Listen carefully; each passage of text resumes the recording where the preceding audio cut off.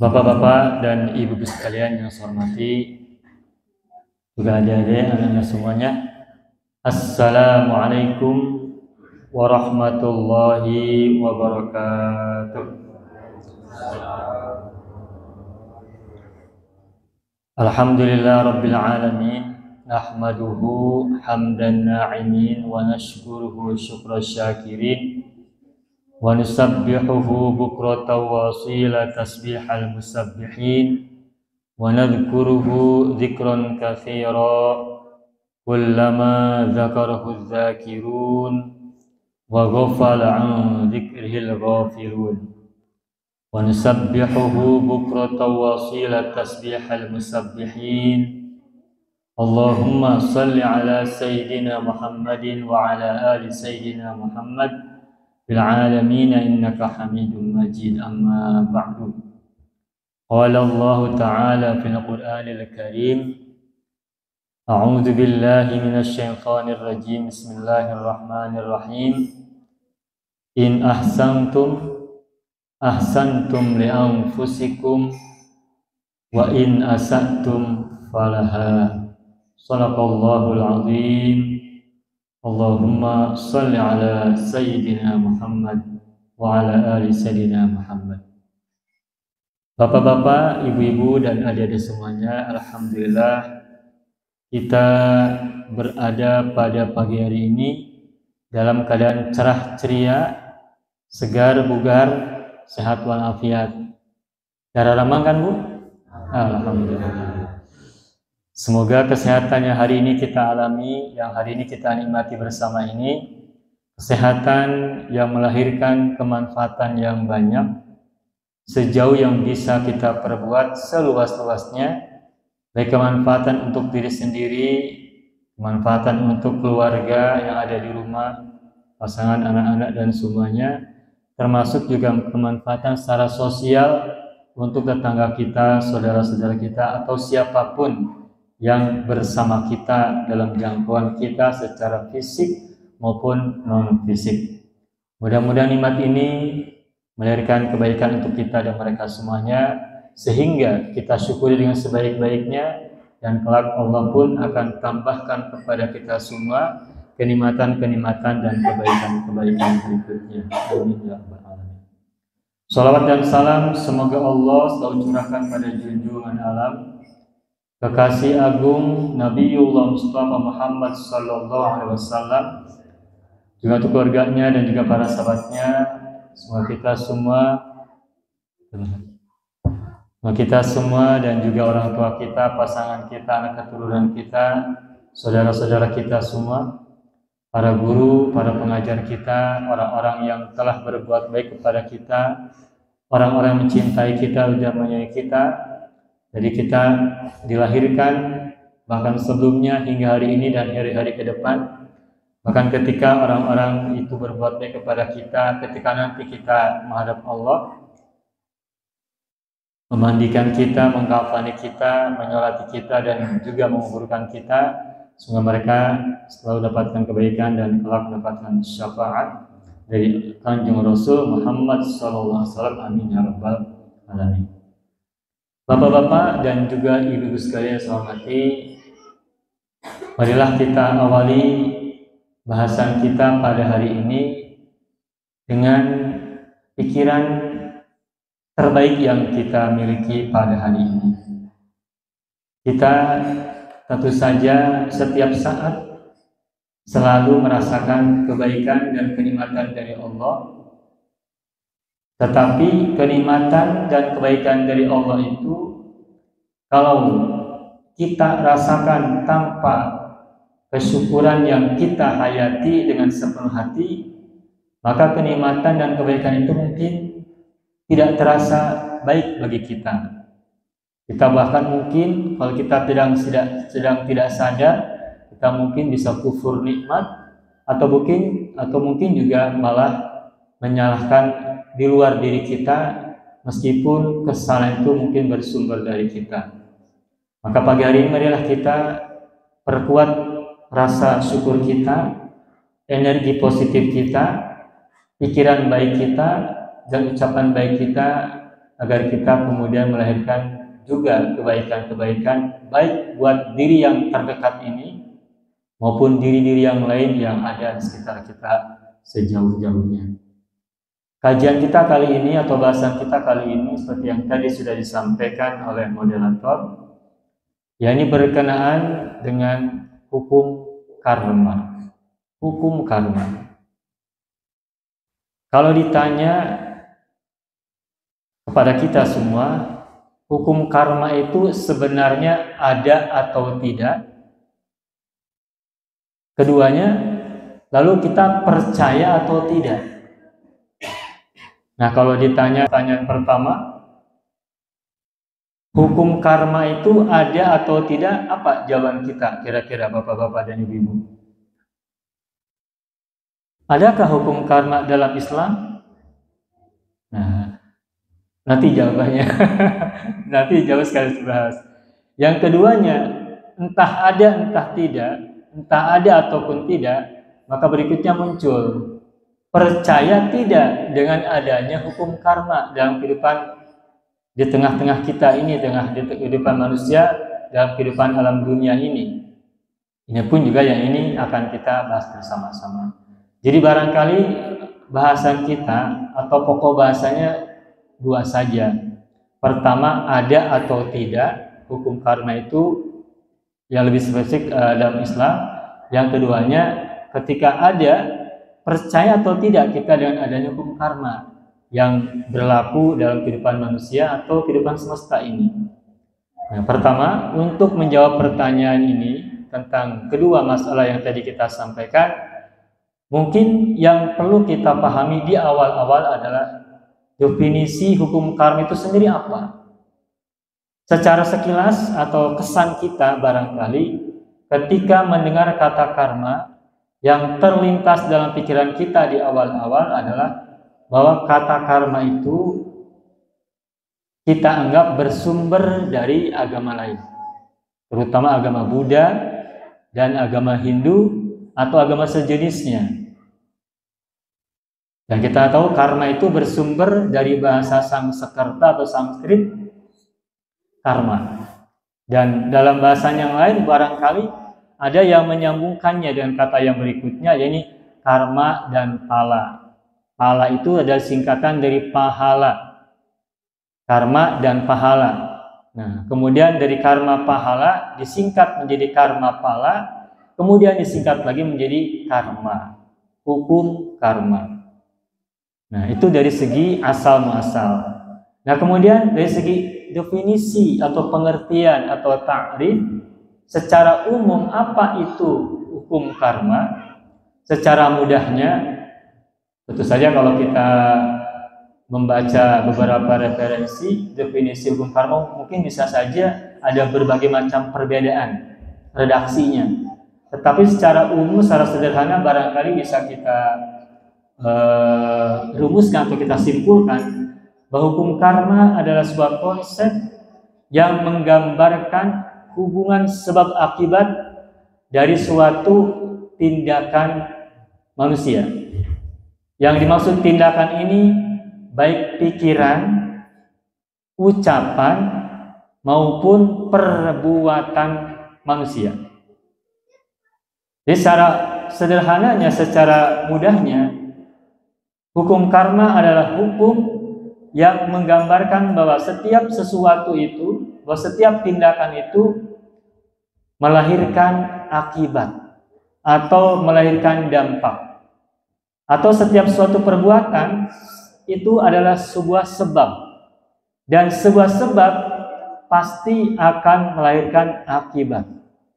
Makanya dalam bahasan berikutnya ada yang menyetarakan bahwa hukum karma itu sama dengan hukum sebab akibat atau hukum kausalitas.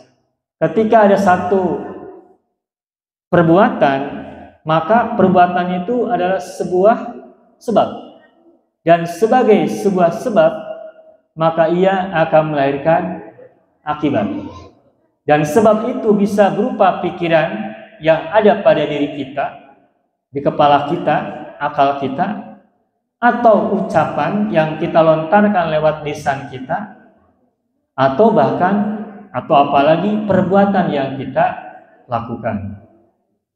Jadi pada intinya hukum karma itu adalah bahwa setiap tindakan seseorang itu melahirkan akibat yang merupakan konsekuensi logis.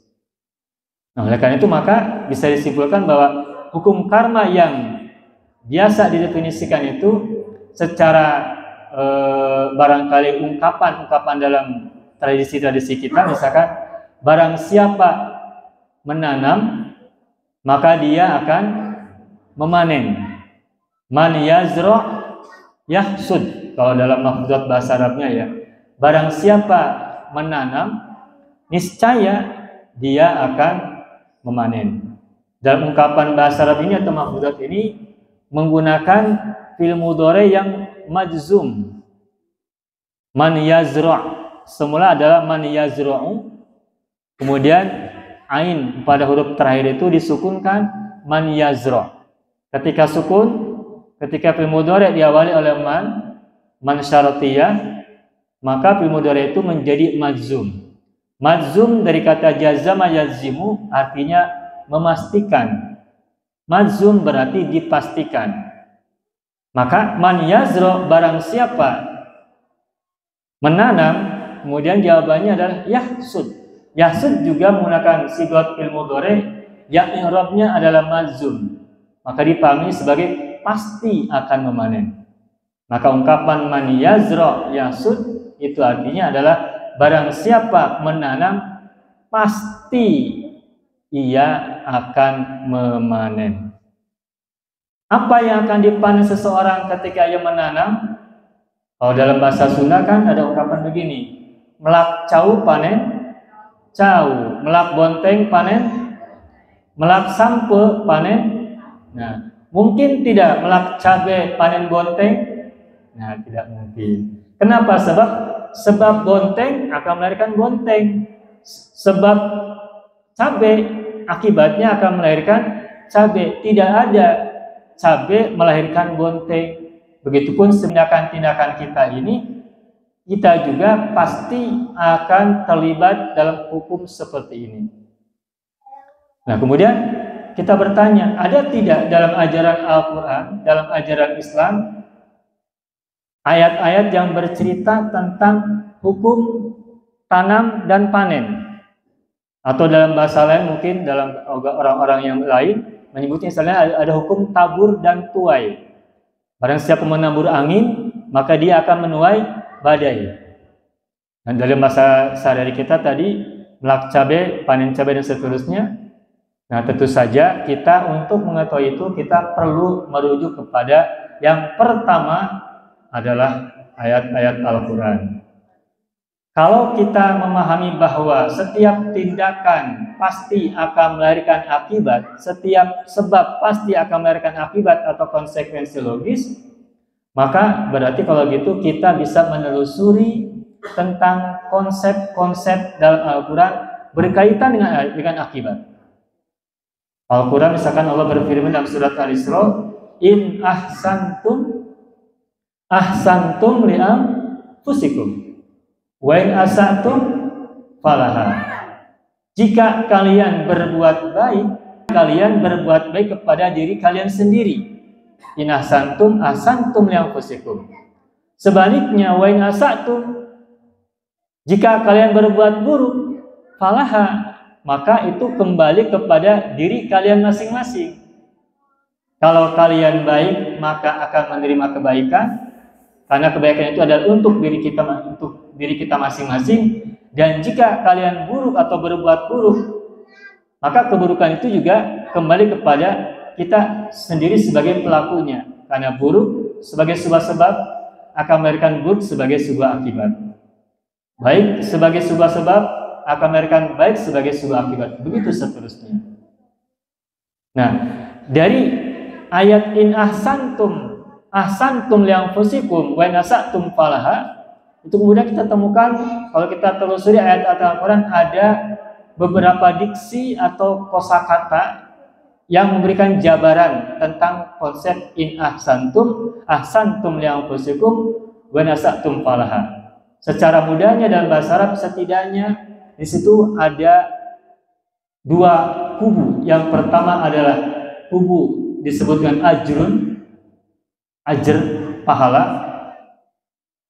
atau yang lainnya disebutkan thawabun, ganjaran, ajrun dan thawabun di satu sisi, di satu kubu.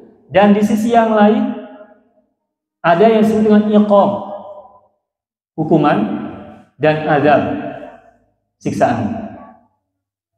Di sebelah kanan ada konsep ajrun dan thawabun. Ajr, thawab. Ajrun artinya ganjaran, thawab artinya pahala. Di sebelah kiri di kubu yang lain ada iqab yang artinya adalah hukuman, bahasa Inggrisnya punishment, dan azab artinya siksaan. Iqab dan azab meskipun ada di sebelah kiri, dua-duanya ada perbedaan, tetapi sama-sama merupakan akibat buruk dari sebuah tindakan buruk. Sedangkan sebelah kanan ajrun dan thawabun dalam bahasa kita lazimnya diterjemahkan dengan ganjaran atau pahala. Dan baik sebelah kanan ajrun thawabun maupun sebelah kiri iqabun dan adabun, dalam bahasa Arab dua-duanya digabungkan menjadi satu konsep yang disebut dengan jazaun, balasan. Ketika kita menerima kebaikan dari orang, kita ucapkan jazakumullahu khairan katsira atau jazakumullahu jazaan awfar. Nah, apa artinya jaza? Jaza itu artinya balasan. Balasan itu apa bentuknya? Yang tadi ada ajrun thawabun, ada iqabun adabun. Sebelah kanan balasan itu berupa pahala dan ganjaran, sebelah kiri balasan itu berupa hukuman dan siksaan. Nah, kemudian kita lanjutkan. Kata ajrun dalam Al-Quran ada berapa banyak? Nah, kalau kita baca dari sejak surat Al-Fatihah sampai terakhir surat An-Nas, itu banyak kita temukan kata ajrun dalam bentuk mufrad tunggal maupun ajrun dalam bentuk jamak, ujur. Begitupun kita juga temukan kata thawabun di beberapa ayat dalam beberapa surat. Begitupun iqabun dan azabun juga kita temukan dalam banyak ayat dan juga dalam banyak surat. Nah, saya coba telusuri manakah yang lebih banyak konsep atau diksi atau kosakata di Al-Quran tentang ajrun dan iqab atau thawabun dan azab. Nah, kita coba lihat ternyata kata ajrun itu di Al-Quran disebutkan cukup banyak, baik dalam bentuk mufradnya maupun dalam bentuk jamaknya. Bentuk tunggal mufrad maupun dalam bentuk plural jamak. Baik dalam posisi sebagai marfu' rafa maupun sebagai dalam posisi mansub nasab. Misalnya di sini kita bisa lihat kata ajrun itu semalam saya coba lihat itu setidaknya lebih dari 100 disebutkan dalam Al-Quran ajrun. Yang terbanyak dalam bentuk mufrad. Sedangkan dalam bentuk jamak tidak begitu banyak. Yang paling banyak adalah dalam bentuk mufrad ya. Saya coba sebagai gambaran saja. Kata ajron itu di sini di Al-Quran dalam Al-Mu'jam Al-Mufaras disebutkan kata ajron saja terulang di Al-Quran sebanyak 27 kali. Misalnya dalam ayat wa man yuqatil fi sabilillahi fayuqtal aw yaghlib fasawfa nutihi ajran. Kemudian lagi wa man yaf'al dzalika ibtigha mardhatillahi fasawfa nutihi ajran. Dan seterusnya. Sangat banyak. Ini baru 27 ini untuk kata ajron saja. Ajron yang berkedudukan sebagai mansub yang harokatnya fathatain dan kata tunggal tidak menjadi murakkab, tidak menjadi mudhof kepada kata yang lain. Sementara ada lagi kata ajron dimudhofkan kepada kata yang lain, misalnya ajrohu. Bala man aslama wajhahu wa huwa muhsinun falahu ajruhu inda rabbi. Kata ajrun digabung dengan hu Berarti ajrunnya menjadi mudhof kepada hu. Itu di sini disebutkan sebanyak 4 kali. Lalu berikutnya lagi kata ajroha, ajro digabung dengan ha, domir ha, juga disebutkan sebanyak 1 kali. Ada lagi ajrohum disebutkan juga sampai 12 kali.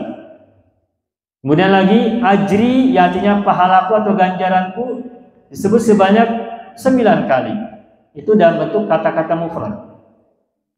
Lainnya lagi misalnya kata ujurokum, bentuk jamannya disebut sebanyak 2 kali. Ujurohum disebut sebanyak 4 kali. Ujurohunna disebut sebanyak 6 kali. Sudah sampai di situ. Itu kata ajrun dan ujurun. Nah, selain kata ajrun, juga kita mengenal kata sawabun yang artinya adalah pahala atau ganjaran. Berapa kali kata sawabun disebutkan? Nah, di sini kita lihat sawabun dalam bentuk dalam i'rab sebagai marfu dhammah, sawabun itu disebutkan sebanyak 9 kali. Sedangkan sawabun dalam bentuk mansub atau fathah, sawaban, disebut sebanyak 4 kali. Nah, kata sawabun yang bermakna pahala atau ganjaran itu tidak sebanyak kata ajrun atau ujur. Kalau ujur semalam saya hitung sekitar kurang lebih 105 kali disebut di Al-Quran. Saya jumlahkan antara yang mufrad dan jamak. Sedangkan sawabun, baik sawabun dalam harokat sawabun maupun sawabun dalam harokat sawaban itu di sini sawabun sebanyak 9 kali, sawaban disebut sebanyak 4 kali, berarti ada 13. Itu ajrun dan sawabun yang secara mudahnya kita pahami atau kita terjemahkan dengan kata ganjaran atau pahala. Lalu bagaimana dengan iqab? Dengan iqab yang artinya adalah hukuman. Kita mungkin memahami atau mengira bahwa iqab dan azab itu mungkin dipahami sama. Tetapi secara bahasa antara iqab dan azab itu sebenarnya berbeda. Kalau iqab, kalau bahasa kitanya artinya adalah hukuman. Tetapi hukuman itu bersifat umum. Bisa jadi hukuman yang ringan, bisa jadi hukuman yang menengah, sedang, bisa jadi juga hukuman yang bersifat berat. Yang berat itu bisa jadi berupa tindakan fisik yang menyakitkan. Ketika hukuman berupa tindakan fisik yang menyakitkan, bahkan menyiksa, maka disebut dengan azab. Jadi azab itu sesuatu atau bagian dari hukuman yang sifatnya sangat menyakiti, menyiksa, namanya juga siksaan. Maka azab itu ada bagian dari hukuman atau bagian dari iqab. Sedangkan iqab itu bersifat umum. Dan dalam bahasa kita sehari-hari, kita orang tua kan kadang-kadang juga memberikan hukuman kepada anak kita ya. Anak kita misalnya, mohon maaf, misalnya sedang bertindak yang kita tidak harapkan atau mereka bertindak sesuatu yang mungkin tidak baik. Kemudian kita memberikan kepada mereka apa? Hukuman. Hukumannya apakah berupa tindakan fisik, mohon maaf, misalkan menampar, memukul, menendang dan sebagainya? Tidak. Tapi apa biasanya hukuman yang kita berikan pada anak yang bertindak kesalahan yang harusnya dia perbaiki? Biasanya mungkin mengurangi jajan. Mengurangi jajan itu hukuman bukan buat anak. Hukuman dalam kacamata kita itu hukuman.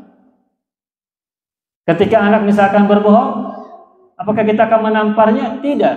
Tapi kita tetap memberikan dia hukuman, misalnya berupa teguran atau mungkin berupa hukuman edukatif, misalnya kita suruh dia untuk membersihkan lantai, mengepel, atau juga mungkin mencuci piring atau yang lain-lain yang bersifat edukatif. Dalam pendidikan di sekolah, guru-guru juga mengenal hukuman yang dalam bahasa Inggris sering disebut dengan punishment. Sedangkan pahala atau ganjaran disebut dengan reward atau reward. Nah, sehingga kalau begitu maka kita sekarang tahu bahwa iqab dan adab itu meskipun berada di sisi kiri, yang dua-duanya boleh jadi dirasakan tidak enak untuk kita sebagai penerimanya, tetapi keduanya ada perbedaan. Hukuman atau iqab itu secara mudahnya adalah disebut dengan hukuman yang bersifat umum. baik yang ringan, sedang, menengah maupun yang berat. Sedangkan azab itu adalah siksaan. Nah, kata iqab itu satu akar kata dengan akibat. Aqaba yaqibu iqaban. Aqaba menghukum, atau juga kata aqaba juga bisa bermakna sesuatu yang datang setelah. Ketika kita tadi sholat subuh, setelah sholat kan tadi kita berzikir ya, dipimpin oleh Ustaz Koko. Nah, kegiatan zikir setelah sholat itu dalam ilmu atau tradisi tentang zikir-zikir itu disebut dengan taqib. Ada sesuatu yang dilaksanakan setelah sesuatu yang lain. Karena zikir wirid yang kita biasa baca setelah sholat itu dilaksanakan setelah sholat langsung, maka aktivitas zikir, ritual zikir yang kita baca itu dalam bahasa Arab juga disebut dengan taqibun. Dan taqib itu berasal dari kata aqaba yaqibu, yang satu akar kata dengan kata iqobun. Iqob adalah sigot isim masdarnya. Nah, kata iqobun itu satu akar kata dengan kata aqibatun, yang kita terjemahkan menjadi akibat. Nah, kalau begitu maka antara iqob dan akibat itu sangat dekat, ada hubungan, ada korelasi positif. Apa hubungan antara iqob dan akibat? Antara iqob dan akibat keduanya saling menjelaskan bahwa iqob itu terjadi karena dia diawali oleh sesuatu yang lain. Iqob itu terjadi karena ia sebagai sebuah akibat dari sesuatu yang lain. Karena iqob, hukuman itu terjadi bukan tanpa alasan, kan hukuman itu terjadi bukan tanpa sebab, maka iqob itu adalah sebuah akibat dari sesuatu yang lain. Oleh karena itu maka iqob itu sama dengan akibat. Tetapi berbeda dengan ajrun dan thawabun, iqob itu adalah akibat yang dirasakan mungkin kurang enak, tetapi boleh jadi lebih baik bagi si penerimanya. Sedangkan azab artinya tadi kita sebut sebagai siksaan, itu kata azabun itu satu akar kata dengan azbun. Azuba ya'zubu azaban bahwa azbun. Azabun kita tahu artinya adalah siksaan atau siksa. Nah, sedangkan azbun artinya adalah tawar atau murni. Kalau kita minum air putih bening sebelum dilarutkan dengan teh atau kopi atau susu, airnya yang masih bening, masih murni gitu, dan airnya itu terasa segar, itu dalam bahasa Arab disebut dengan ma'un azbun, air yang segar, yang putih, yang menyegarkan rasa haus. Nah, kata azbun itu satu akar kata dengan azabun, yang diterjemahkannya sebagai siksaan. Azabun siksaan, sesuatu yang menyakiti, yang menyiksa. Tetapi kata azabun satu akar kata dengan azbun yang artinya adalah segar. Dan kata azbun biasanya dinisbahkan atau diatributkan kepada kata air. Jadi azbun adalah air yang segar. Ma'un azbun, air yang segar. Ya, Al-Quran menggambarkan tentang surga itu kan sa'igun azbun sa'igun lisyaribin, air yang segar yang menyegarkan bagi orang yang meminumnya. Nah, pertanyaan kemudian, kenapa kata azbun itu satu akar kata dengan azabun yang artinya siksaan? Kenapa air azbun yang bermakna segar itu satu akar kata dengan kata azabun yang artinya adalah siksaan? Apa korelasinya? Apa hubungan antara kata azbun dan azabun? Yang artinya kalau kita terjemahkan seolah-olah berbeda jauh.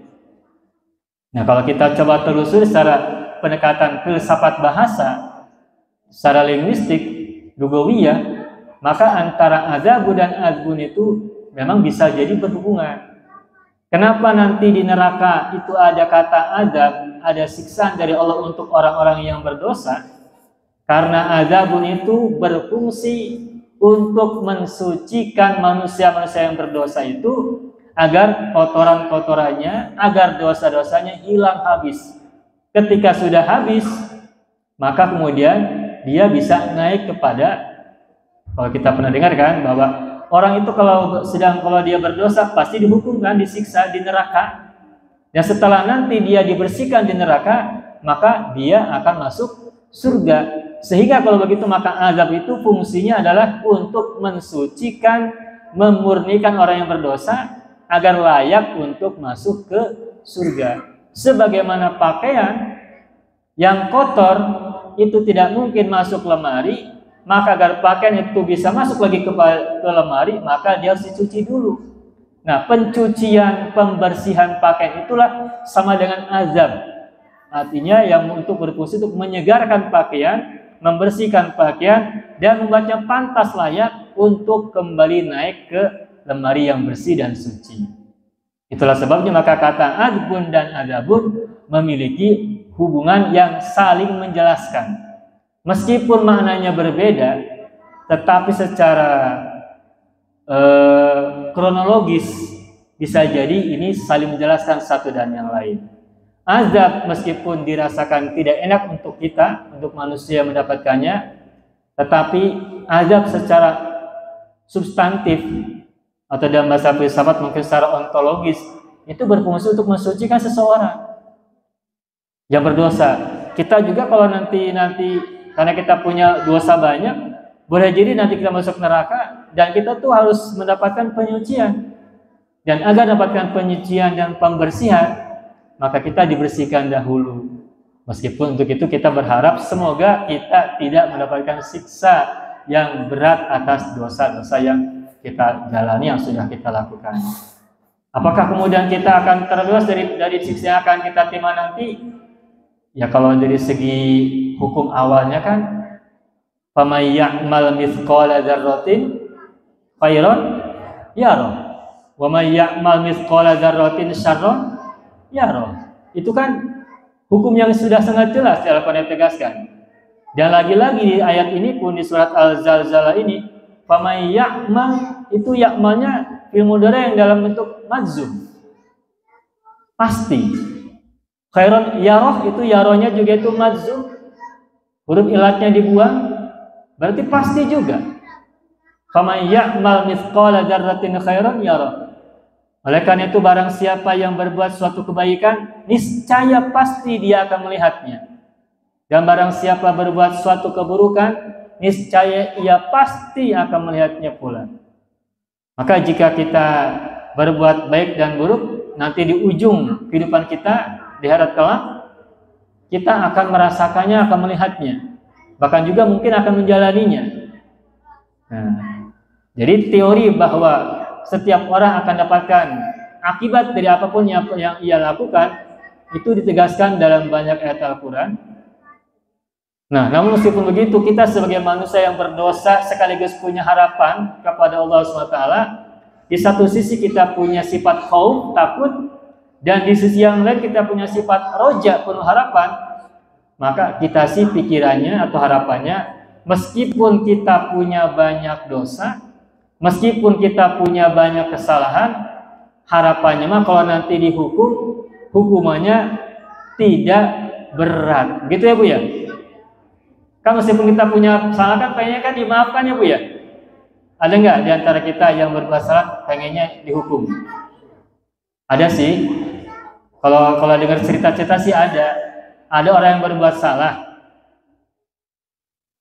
Kemudian dia datang kepada orang yang telah ia berbuat salah kepadanya. Dia minta dihukum. Ada tidak gitu? Kalau menurut saya ada saja. Siapa dia? Dia adalah orang yang memiliki kesadaran.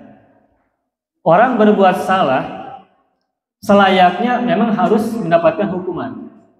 Ketika kemudian ia tidak dihukum, ia bisa menjadi bertanya-tanya, kenapa saya tidak dapat hukuman? Bukankah keadilan itu adalah ketika seseorang mendapatkan akibat dari yang ia kerjakan? Ketika orang berbuat salah tapi kemudian tidak mendapatkan hukuman, lantas di mana keadilan? Bukankah keburukan melahirkan keburukan? Bukankah kebaikan melahirkan kebaikan? Nah, kalau kita berbuat salah kemudian tidak dihukum, lantas hukum berarti tidak berjalan. Atau sebaliknya, orang berbuat baik, tapi kemudian dapat hukuman. Ada tidak seperti itu? Ada. Orang-orang yang salah tempat. Atau misalnya ada orang yang terkena fitnah, atau mungkin karena akibat dari suatu tindakan yang ia sendiri tidak melakukan, tapi ada orang lain yang berada di sampingnya sehingga kemudian ketempuhan. Bisa saja itu terjadi.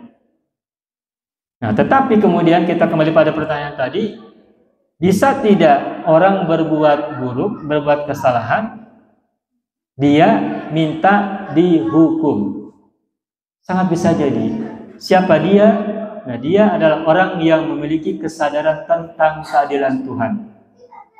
Pernah kan dalam sejarah Nabi ya, dan ketika itu Rasulullah pernah didatangi oleh seseorang yang minta agar dirinya dihukum karena telah berzina. Pernah dengar ya cerita itu ya? Ada seorang datang pada Rasulullah, dia minta dihukum karena dia telah berzina atau telah mencuri, telah berbuat kesalahan.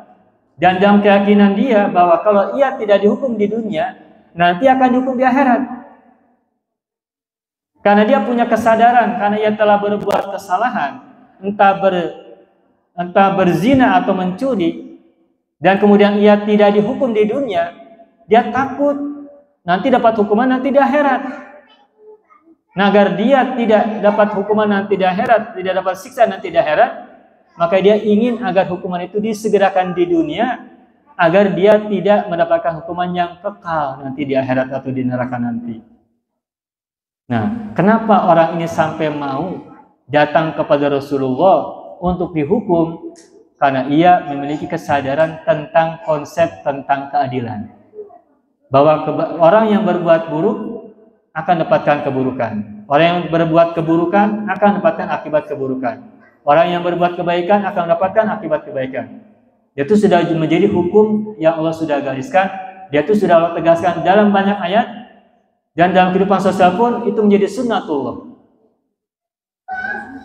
Apa makna dari sunnatullah? Kalau misalnya kita mendengar istilah sunnatullah, mungkin kita memahaminya dalam bahasa Arab. Sunnah itu kan dalam kita sehari-hari, kita mungkin seringkali terganggu oleh pemahaman bahwa sunnah itu adalah satu amalan yang di bawah hukumnya wajib. Kalau kita mendengar kata sunnah, itu kita memahaminya bahwa sunnah itu adalah suatu hukum atas suatu perbuatan yang derajatnya di bawah wajib. Nah, pada secara bahasa kata sunnah itu maknanya banyak dan tergantung dalam objek apa kata sunnah itu dibahas.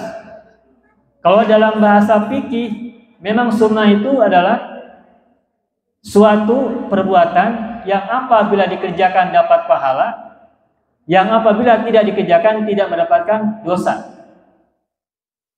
Seperti sholat tahajud, sholat duha, atau puasa Senin dan Kamis, itu kan puasa-puasa yang disebut dengan puasa-puasa sunat atau perbuatan-perbuatan sunat. Berbeda dengan sholat subuh, puasa di bulan Ramadan, itu puasa wajib. Nah, kalau kata sunnah dalam istilah fikih, memang sunnah itu adalah suatu perbuatan yang apabila dikerjakan mendapatkan pahala, dan apabila ditinggalkan tidak mendapatkan siksa atau hukuman. Itu menurut bahasa fikih. Tetapi dari segi bahasa, sunnah itu sendiri maknanya itu banyak. Yang salah satunya adalah kebiasaan atau tradisi. Makanya kalau kita memahami ilmu hadis, ulumul hadis, itu kan ada istilah hadis, ada istilah sunnah. Hadis Rasulullah, sunnah Rasulullah.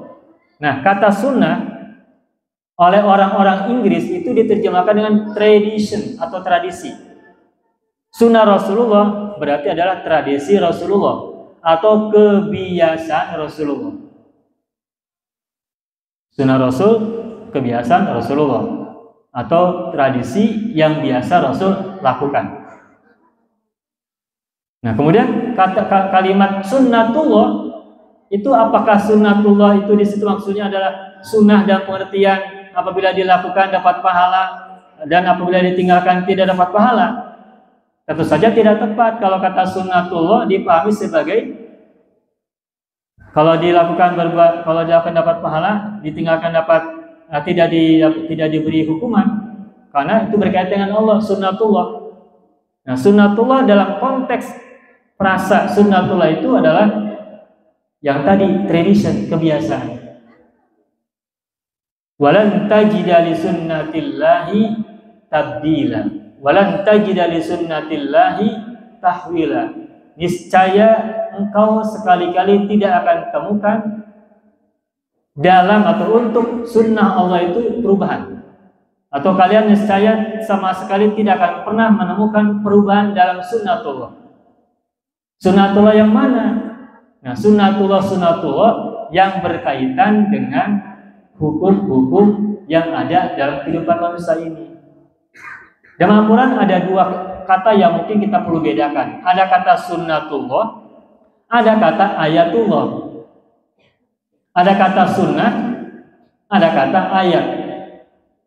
Ketika dua kata sunnah dan ayat itu dikaitkan dengan Allah, maka yang satu disebut dengan sunnatullah, yang satu disebut dengan ayatullah. Sunnatullah, ayatullah. Sunnah Allah dan ayat Allah. Nah, dua kata ini di Al-Quran disebutkan, baik dalam bentuk mufrad maupun dalam bentuk jamak. Sunnah jamaknya adalah sunanun. Ayatun jamaknya adalah ayatun. Nah, kata-kata ayat itu di Al-Quran kita temukan sangat banyak. Baik yang populer ayatnya kita baca sering-sering, maupun yang mungkin kita ayatnya masih jarang kita baca atau yang jarang kita dengar. Yang ayat yang biasa kita sering dengar itu misalnya tentang pernikahan.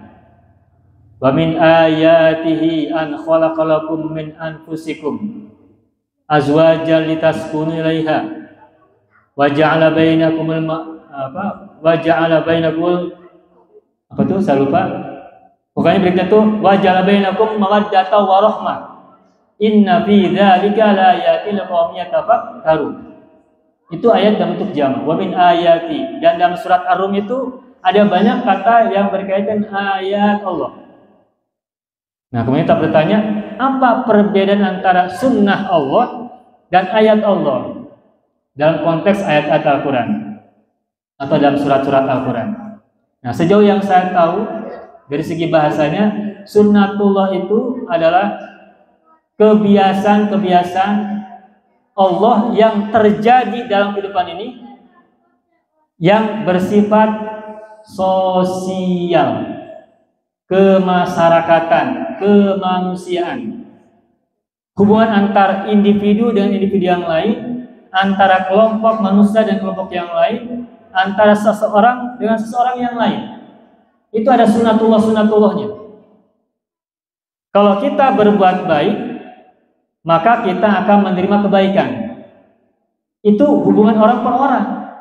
Kita berbuat baik kepada seseorang, maka orang itu nanti pasti akan berbuat baik kepada kita, betul tidak? Itu kan hukum yang sudah berlangsung sejak kehidupan ini diciptakan oleh Allah.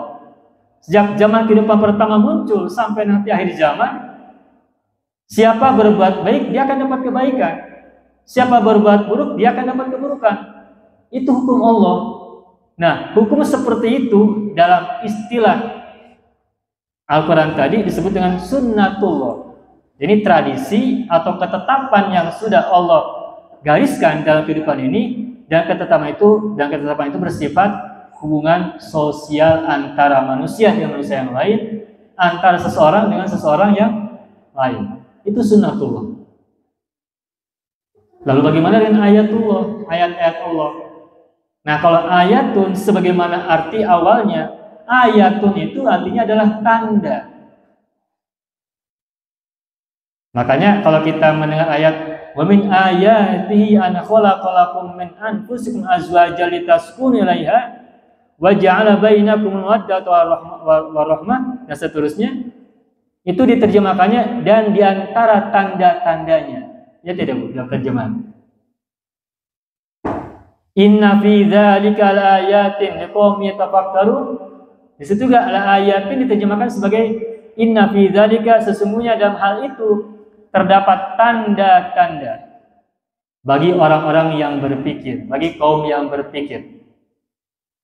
Maka kalau begitu, kalau kita telusuri kata ayat disebutkan dalam seluruh ayat di Al-Quran, dalam semua surat itu, ayat di situ bermakna adalah tanda-tanda berkenaan dengan ciptaan. Berkenaan dengan ciptaan yang ada di semesta ini. Menikah antara laki dan perempuan itu adalah bagian dari fitrah khalqiyah, fitrah penciptaan yang sudah Allah gariskan.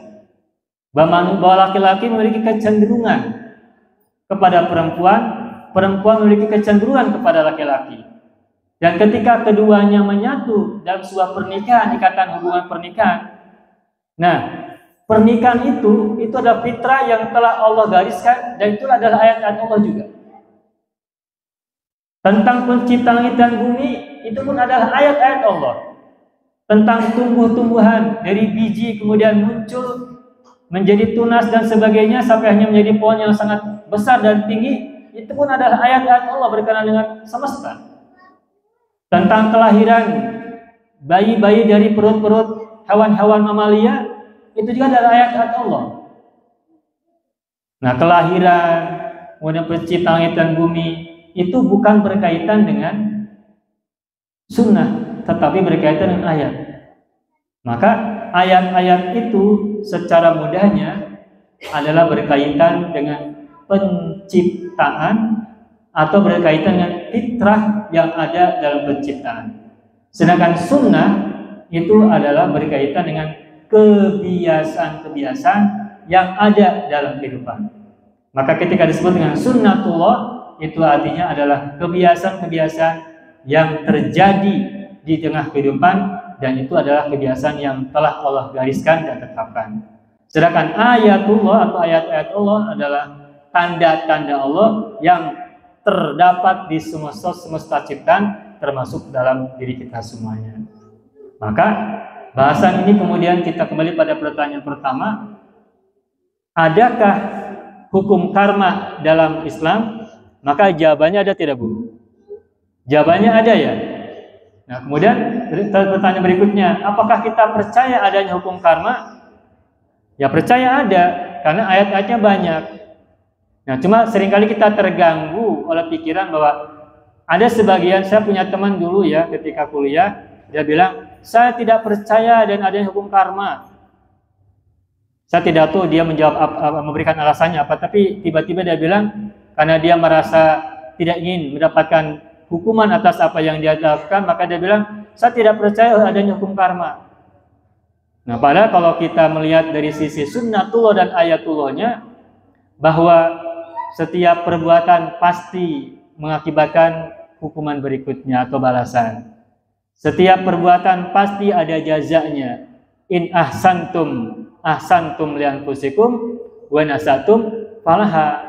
Nah, karena kita meyakini, karena kita sekarang sudah tahu bahwa setiap perbuatan adalah sebab yang pasti melahirkan akibat, maka kalau begitu setiap orang pasti memiliki kesadaran tentang hal ini. Apapun yang kita lakukan, baik pikiran, ucapan maupun perbuatan, pasti ada konsekuensi logis yang tidak mungkin kita hindari. Dan sebagai manusia yang berpikir, manusia menyadari tentang siapa diri kita, maka siapapun jika telah berbuat buruk kemudian mendapatkan akibat dari keburukan itu, maka sebaik-baik orang yang telah bersalah adalah menerima.